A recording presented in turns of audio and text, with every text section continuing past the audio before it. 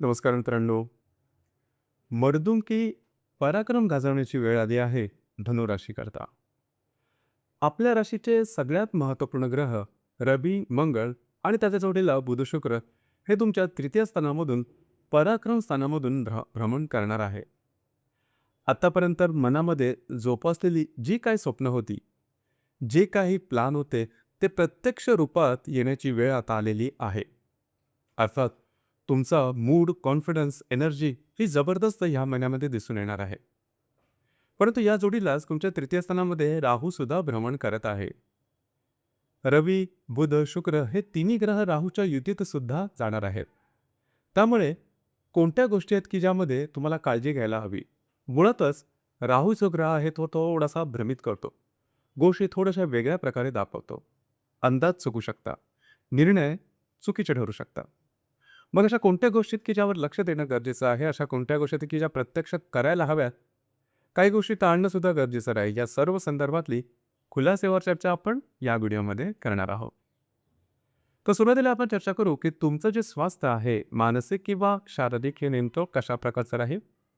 जसं की तुमच्या राशीचा जो स्वामी आहे गुरु, हा तुमच्या सप्तम स्थानामध्ये भ्रमण करत आहे. सध्या तो वक्री आहे. राशीचा जो षष्ठेश आहे शुक्र, हा सुद्धा तुमच्या द्वितीयातून तृतीय स्थानामध्ये भ्रमण करणार आहे. एकंदरीत सांगायचं झालं, हा संपूर्ण महिना हा तुमच्यासाठी बऱ्याच प्रमाणात वेगवेगळ्या ॲक्टिव्हिटी किंवा इव्हेंटफुल ज्याला आपण म्हणतो, असा असणार आहे. फिरणं वगैरे जास्त होईल, महत्त्वपूर्ण कामं करण्याकडे कल याच्याविषयी दगदग झाल्यासारखी वाटेल. थोडासा त्याचा तणाव हा तुमच्या शरीरावरती येऊ शकेल, परंतु तुम्ही ते सहजपणे पेलू शकाल.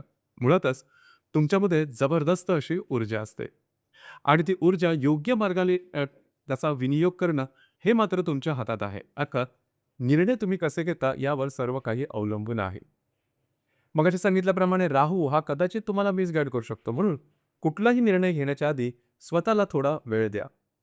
भावनेच्या आरी जाऊन लगेचच्या लगेच कुठलेही निर्णय घेऊ नका. कुठलीही गोष्ट समोर आली किंवा आधीपासून तुमच्या मनात असेल त्या संदर्भातली संधी आली, तर थोडासा 1-2 दिवसाचा कालावधी घ्या आणि त्यानंतर योग्य विचारपूर्वक निर्णय घ्या. असे घेतलेले निर्णय हे भविष्यकालीन योजनांकरता तुमच्यासाठी अतिशय उत्तम आणि अचूक ठरणार आहे. त्यामुळे तुम्हाला शारीरिकदृष्ट्या कुठलेही त्रास होणार नाही, परंतु मानसिकदृष्ट्या ज्या गोष्टी आहेत याकडे थोडंसं लक्ष देणं गरजेचं आहे. यानंतर आपण चर्चा करू की तुमचा जो आर्थिक स्तर आहे हा नेमका कशा प्रकारचा आहे. जसे की तुमच्या द्वितीय स्थानामध्ये रवी, मंगळ, बुध, शुक्र हे भ्रमण करत आहे. त्याचे काही परिणाम तुम्ही गेल्या 10-15 दिवसात बघितलेले असतील. खर्च, अनावश्यक अतिरिक्त खर्च हे जास्तच प्रमाणात झालेले असेल आणि तुमची जी रास आहे खर्चाच्या बाबतीमध्ये मागे पुढे पाहत नाही. अर्थात खर्चावरती नियंत्रण ठेवणं सुद्धा तेवढंच गरजेचं आहे. राशीचा जो धनेश आहे मंगळ, हा तुमच्या द्वितीय स्थानातून तृतीय स्थानात भ्रमण करेल, परंतु तो द्वितीय स्थानामध्ये जवळजवळ 24 तारखेपर्यंत असणार आहे. राशीचा जो लाभेश आहे शुक्र, हा सुद्धा द्वितीयातून तृतीय क्रमांक करेल. एकंदरीतच या संपूर्ण महिन्यामध्ये आर्थिक संदर्भात अशी काहीही काळजी करू नका. तुम्हाला पैसे मिळणं, तुमचे अंदाज बरोबर होणं, ह्या सगळ्या गोष्टी बरोबर होतील. मुद्दा तोच आहे खर्चाचा. खर्चावर थोडंसं नियंत्रण ठेवलं तर गोष्टी आपोआपच तुमच्या आवाक्यात येतील आर्थिक बाबतीमध्ये. जर तुम्ही शेअर मार्केटमध्ये ट्रेड करत असाल, आधीपासूनच जर तुम्ही काही इन्व्हेस्टमेंट केलेली असेल, तर अर्थातच त्याचे काही चांगले आउटपुट तुम्हाला या महिन्यामध्ये निश्चितच मिळतील. यानंतर आपण चर्चा करू गृहसौख्याबद्दल.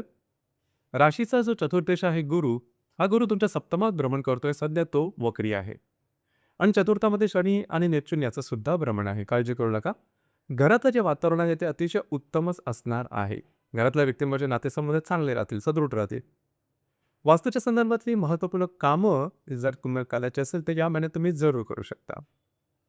लव्ह लाईफ किंवा रिलेशनशिप याबद्दल सांगायचं झालं तर राशीचा जो पंचमेश आहे मंगळ, हा तुमच्या द्वितीयातून तृतीयात भ्रमण करणार आहे. अर्थात जर तुम्ही कोणाच्या रिलेशनशिपमध्ये असाल, दोघांमधील नातेसंबंध चांगले राहतील, परंतु वादविवादाचे जे पर्व गेला साधारण 10-12 दिवसात तुमच्यामध्ये आणि रिलेशनशिपमध्ये असणाऱ्या व्यक्तीमध्ये चालू आहे, हे थोडंफार चालूच राहील या महिन्यामध्ये. तर छोट्या मोठ्या गोष्टी साठी टोकाचे निर्णय मात्र घेऊ नका, ही गोष्ट महत्त्वपूर्ण आहे. ज्या गर्भवती महिला आहेत त्यांनी सुद्धा स्वतःच्या आरोग्याकडे लक्ष द्या. अर्थात फारसे पुढे त्रास होणार नाही, परंतु थोड्या छोटे जरी तुम्हाला काही त्या संदर्भात सिग्नल किंवा संकेत मिळाले आरोग्याच्या संदर्भात, डॉक्टर इलाज करून घ्या. जे विद्यार्थी वर्ग आहेत त्यांच्यासाठी मात्र हा संपूर्ण महिना अतिशय उत्तम असणार आहे. तुम्ही आधी घेतलेले जे काही निर्णय होते किंवा जी काही प्रिपरेशन, अभ्यासाची तयारी, परीक्षेची तयारी जी काही तुम्ही केलेली असेल आणि याच्या पुढे जी काही कराल, अर्थात त्याचा योग्य ते तुम्हाला म्हणजे ग्रहांची साथ तुम्हाला त्या संदर्भात निश्चितच लावेल. काळजी करू नका.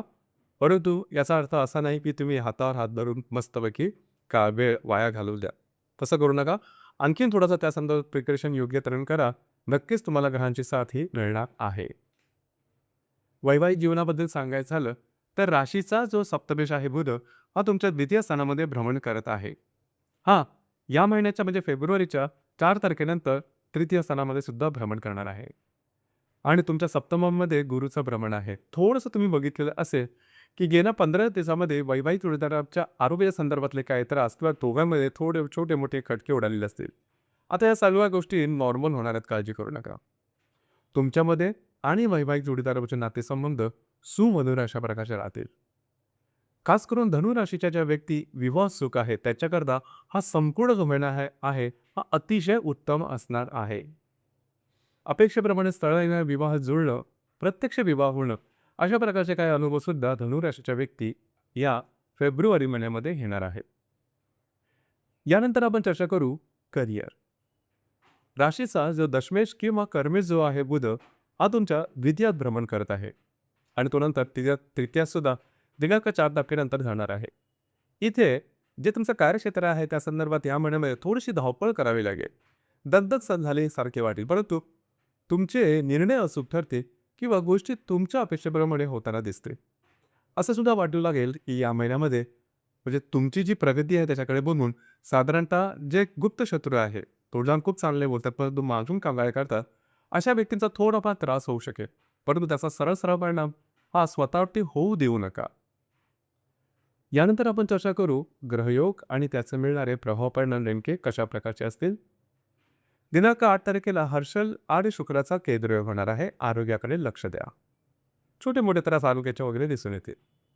दिनांक 13 तारखेला राहू आणि बुधाची युती होणार आहे तुमच्या तृतीय स्थानामध्ये.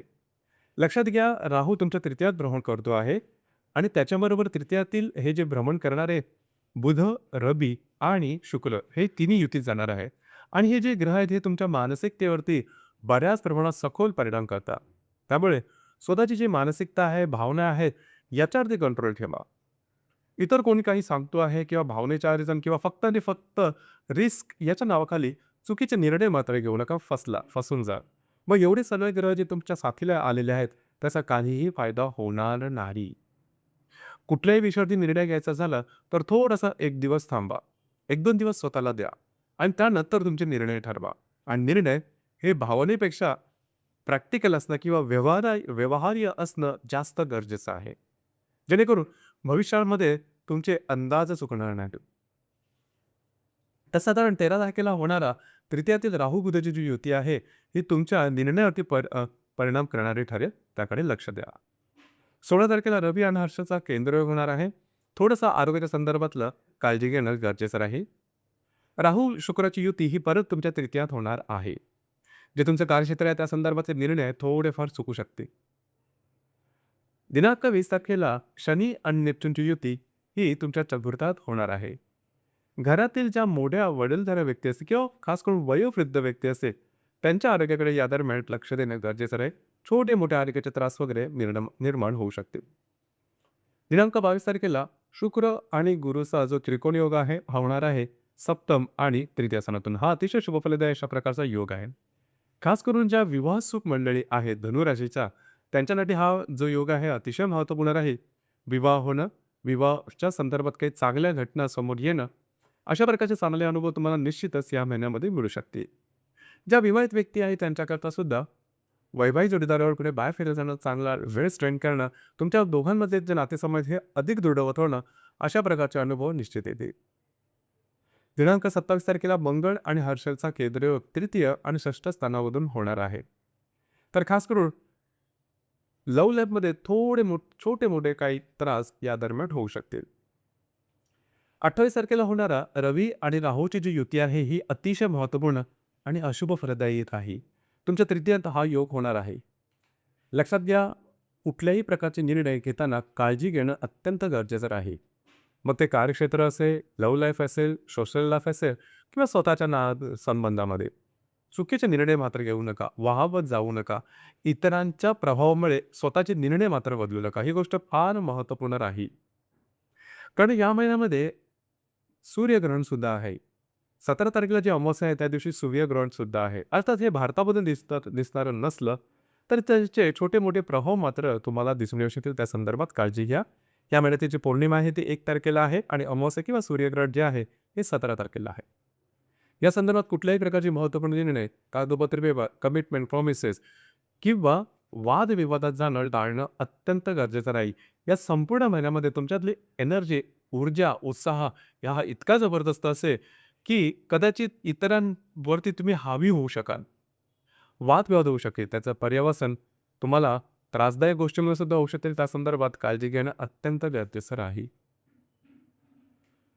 तर मित्रांनो, हे होतं धनु राशीचं फेब्रुवारी 2026 संपूर्ण राशीफळ. धन्यवाद.